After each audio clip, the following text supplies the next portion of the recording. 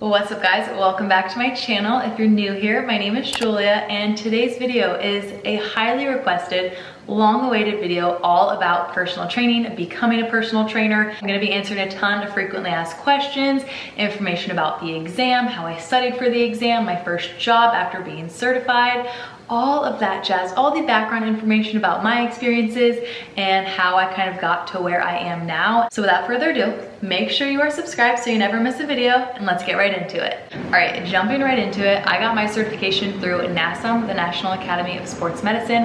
When I first started looking into becoming a certified personal trainer, I looked at a ton of different programs. NASM was definitely the most highly rated, had the best reviews, had the best success stories.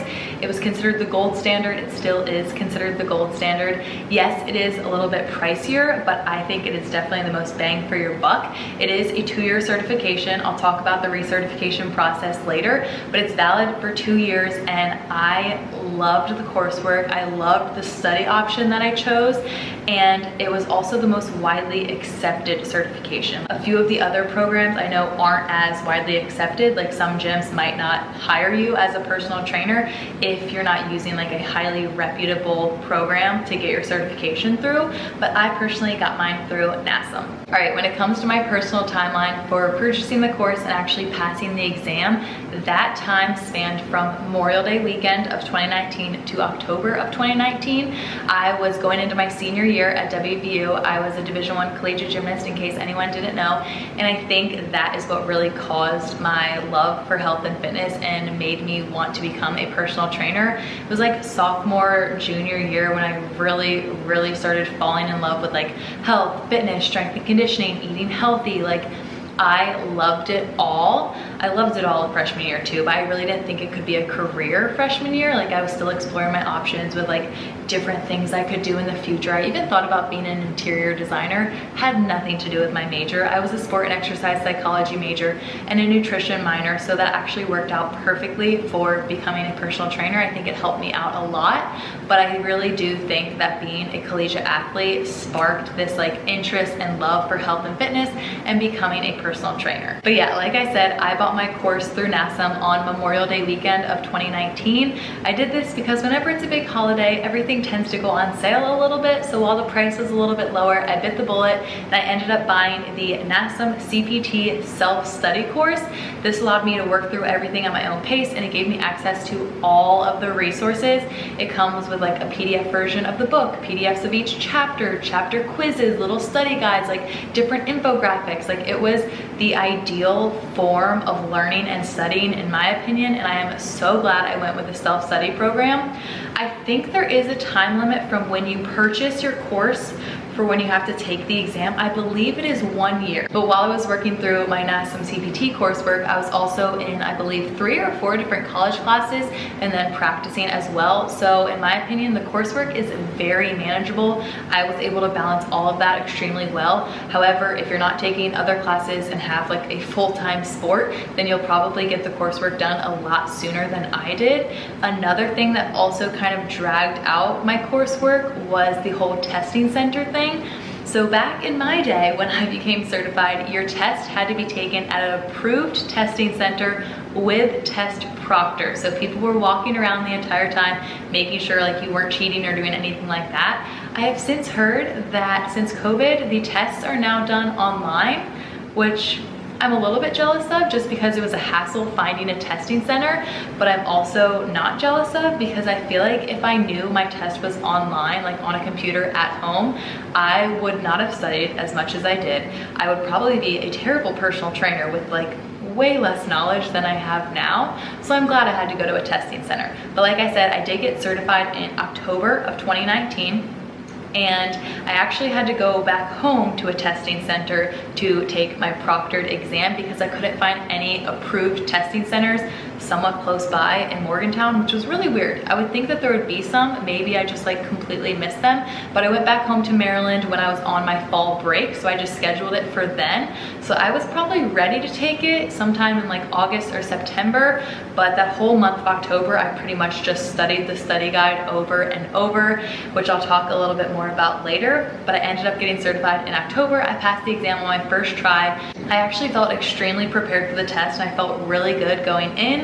And when I passed, it was just like the best feeling in the world. I was like, yay, I am finally gonna be a personal trainer. Because at this point, I had a whole separate Instagram. I was posting workouts all the time, and I really knew that I wanted to be a personal trainer. I wanted to be able to create workouts for other people, but legally you can't really do that until you have some type of certification. So once I got certified, it was just like a whole wave of emotions. I was so freaking happy. I like don't think I stopped smiling that entire day. I know it's such like a little thing and people pass their exams all the time, but like I just felt so amazing. I was still in college. I was like, man, I am set. Little did I know, it's extremely hard to be like set in the personal training world, but that was kind of my timeline from purchasing the course and actually passing the exam. So after fall break, once I got certified and once I was back to school, I ended up applying for a job at the WVU campus rec center like the first day I was back. I had applied online and then they had called me in for an interview, and it was a very fun experience. Like I had never been to a job interview before. I know that sounds bad, like most people have jobs in high school and college. I did have a job, but it was like at my gymnastics gym. So there's no interview process for that. So this is my first time like having an interview. I felt like so professional and adult-like, but it was super chill.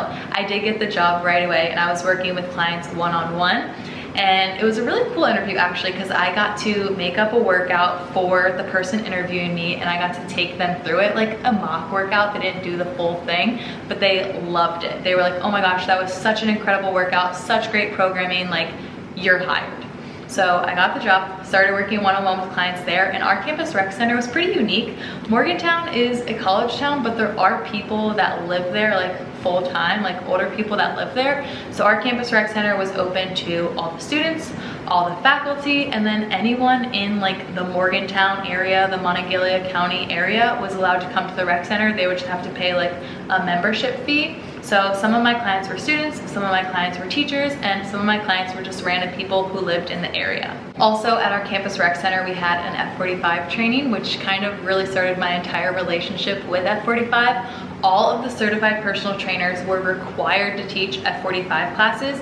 There was a ton of other group fitness classes, but for those classes, you didn't technically have to be a certified personal trainer to teach them. You just had to be a group fitness instructor. So while all the people who taught those classes just had their group fitness certifications, the people who taught the F45 classes were actually certified personal trainers.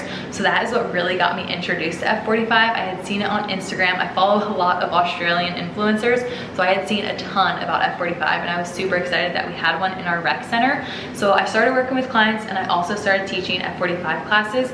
My first client and first class teaching were probably like early November. And then I worked with clients one-on-one. I kept coaching classes whenever I was free. Of course, my schedule was jam-packed considering I was a full-time student and I was a student athlete, and I had another job like in the nutrition field at the time, and then I was also a personal trainer. So my schedule was like nonstop, boom, boom, boom. I had things scheduled every hour of every single day, but I loved it. You guys know I love a jam-packed schedule. I would wake up at like 4:30, meet my clients at the rec center at 5, head to my team conditioning at 6. Like, I honestly don't know how I did it, but I was thriving, okay? Like I was driving to the rec center at like 4:45 a.m., like smiling ear to ear, so excited to train my clients. Like I was like, yes, this is like a dream come true. And then getting right into conditioning, going to classes, going to practice, like I loved it. I loved that grind, and I think that's why I love keeping my schedule jam-packed like 24/7 even these days. So that is pretty much what my days looked like from beginning of November until middle of March, because we all know what happened in the middle of March 2020. COVID happened, okay? And it happened at the absolute worst time ever. So we all got news of COVID-19 about 24 hours before my senior night, my final competition in the WVU Coliseum. It was 24 hours out from that, okay? I'm still a little bit salty about it, clearly. But we all got the news, and then a few hours later, we all got sent home. They were like, you're only gonna be home for 2 weeks. Season will resume after that, we think. Like, everything will be back to normal soon. So needless to say, that's where my college gymnastics career ended, unfortunately, but at least it was still like an amazing season leading up to that. But anyway, unrelated. I also lost my job because I was sent home from school. It was my senior year. I wasn't gonna go back and I was like, crap, what do I do now? So as soon as I got home, I bit the bullet again, and I was like, you know what, we're just gonna go for it, and I'm gonna become an online personal trainer because I don't see things changing anytime soon. And I also didn't see myself going in like any other career path. I knew I loved personal training. I knew how it made me feel every day going to work, and I was like, I still want to do this every single day. I know gyms are going to be closed for a really long time, but let's give this whole online personal training thing a try. This is also when I switched my Instagram over to make it more health and fitness related.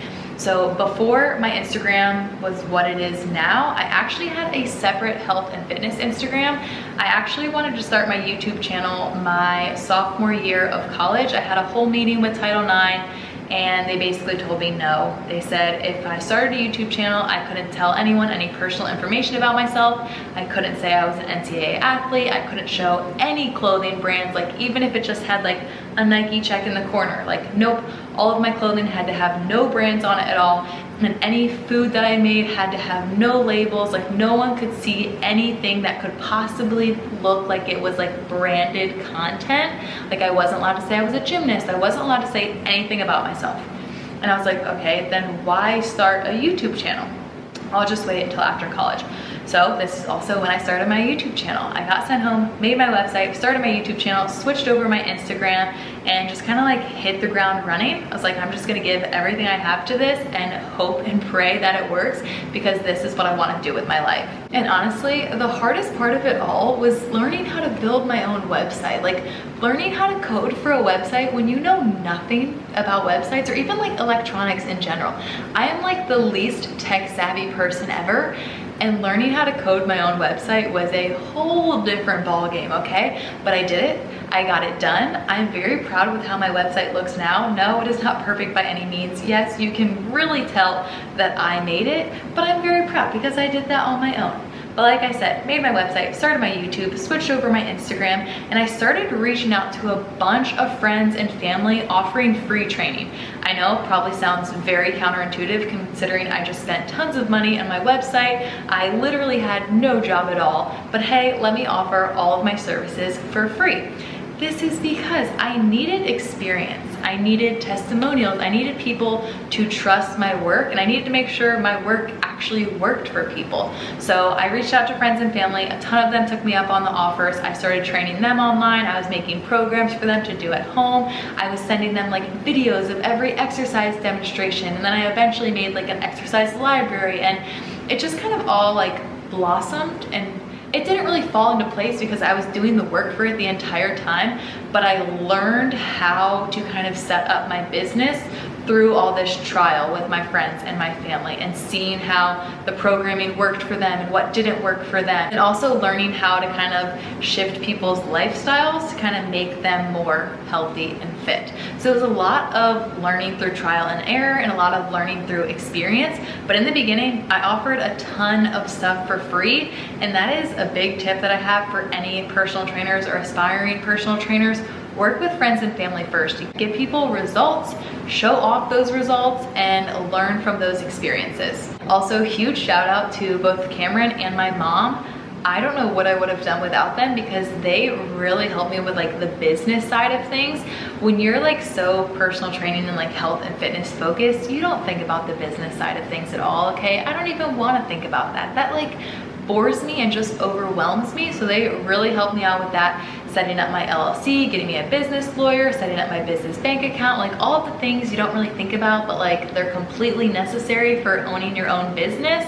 So I got to give them a ton of credit. They helped me out so much in the beginning, and they still do. So love them for that. Once I started getting friends and family results, like with their health and fitness, I would of course ask them if I could kind of post about them, post testimonials or like progress photos, and they were all super willing. They all said yes. So I kind of like broadcasted that on my Instagram. I would also talk about my personal training business on my YouTube and like the whole creative process behind it. I released ebooks like very early on. I realize now that I probably should have waited until I had a much bigger following to actually release ebooks, but I don't regret it at all. It was a great learning experience, and I do eventually want to make more of them in the future, but once I have a little bit bigger following. But yeah, through sharing their experiences and their results, I kind of gained followers. I gained people who were interested in personal training, and people started reaching out. A lot of my followers came to me either through Instagram DMs or even from YouTube.